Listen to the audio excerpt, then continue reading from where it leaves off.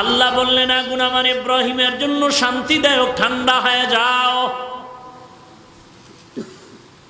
এমন ঠান্ডা হয় না যাতে ইব্রাহিমের কষ্ট হবে, না না, শান্তি পরিমাণ ঠান্ডা হয়ে যাও যাতে কষ্ট না হয়।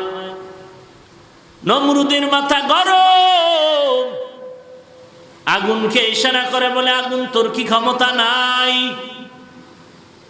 ইব্রাহিমের কেন জ্বালাও না? আগুন বলে আমার ক্ষমতা আছে, না আছে নমরুদ তুই এসে একটু টেস্ট করে দেখ, এসে দেখ আমার ক্ষমতা কত। কিন্তু তোরে যেই খোদায় বানাইছে ওই খোদায় আমি আগুনেরও বানাইছি। আল্লাহর অর্ডার ছাড়া তুই বেঈমান, বেঈমানি করে চলবি, কিন্তু আমি আগুন বেঈমানি করতে পারি না। ইব্রাহিমের পশম জ্বালাবার ক্ষমতা আল্লাহ দেয় না, আমি পারবো না, তবে তুই যদি আসতে পারো তোকে জ্বালাবো, শুধু তাই না তোর পুরো অঞ্চলকে জ্বালায় শেষ করে দিতে পারবো।